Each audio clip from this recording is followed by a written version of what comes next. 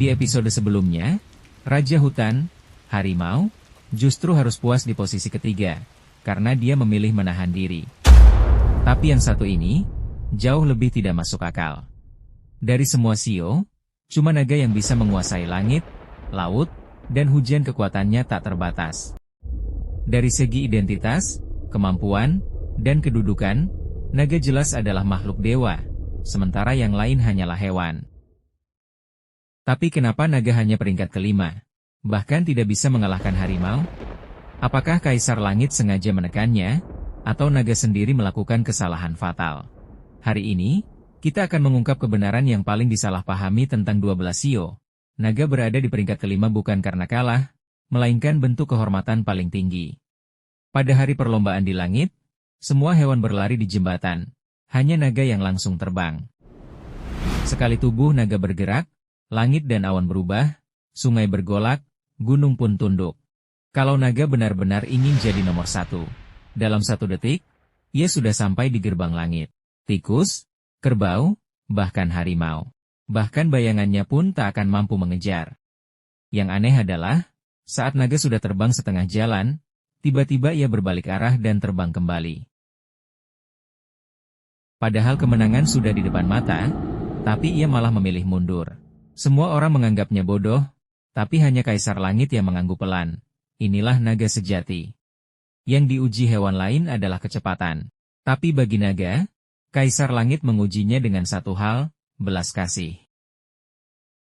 Sejak awal, misi naga bukan untuk mengejar peringkat, melainkan menjaga kehidupan, menurunkan hujan, dan menenteramkan dunia. Pada hari perlombaan, dunia manusia tiba-tiba dilanda kemarau besar. Tanah retak, rakyat menangis memohon hujan, tanaman mati, kehidupan perlahan hancur. Naga di langit melihat semuanya dengan sangat jelas. Berhenti dari perlombaan, menurunkan hujan untuk menyelamatkan rakyat, dan rela melepaskan peringkat sepenuhnya. Naga tidak ragu sedikit pun. Aku adalah naga, bukan binatang yang hanya haus menang dan suka bersaing. Ia meninggalkan perlombaan, turun ke dunia manusia, menggerakkan awan dan menurunkan hujan. Hujan pun turun deras, rakyat terselamatkan, dan tanaman kembali hidup. Saat ia kembali terbang ke lintasan di langit, tikus, kerbau, harimau dan kelinci sudah lebih dulu lewat. Saat naga tiba di gerbang langit selatan, harimau sudah berdiri di posisi ketiga. Selama naga mau melesat sekali saja, ia masih bisa merebut posisi ketiga. Namun ia melihat wibawa harimau yang menjaga 4 penjuru, melihat keteguhan kerbau yang diam-diam melindungi, dan melihat kecerdikan tikus yang memulai segalanya. Naga perlahan berhenti di posisi kelima.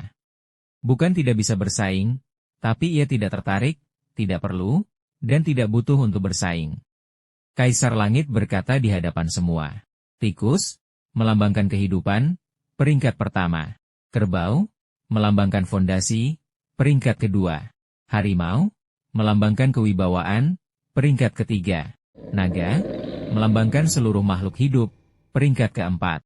Peringkat keempat bukanlah merendahkan, melainkan sebuah tanggung jawab besar.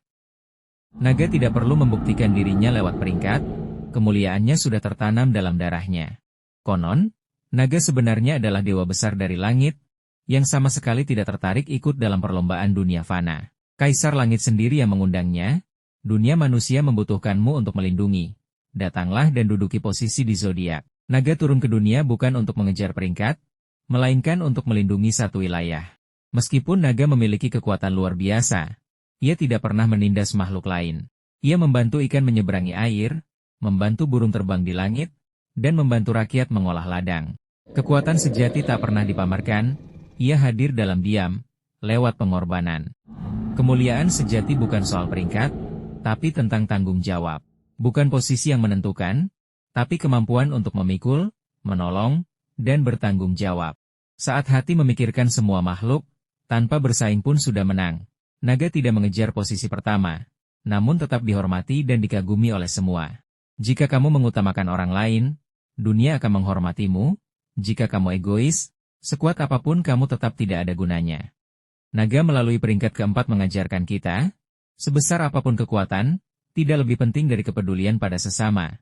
Setinggi apapun kedudukan, tidak lebih penting dari kerendahan hati. Orang yang benar-benar kuat tidak memperebutkan nama kosong, pujian, ketenaran, tetapi tetap menjaga niat dan prinsip awalnya. Episode berikutnya, kita akan bahas ular yang tidak berkaki, tidak bertangan, dan bergerak tanpa suara. Kenapa bisa berada tepat setelah naga? Dan kok bisa kokoh di posisi ke-6? Apa sebenarnya hubungan ular dan naga? Jawabannya akan menghancurkan semua yang kamu kira selama ini.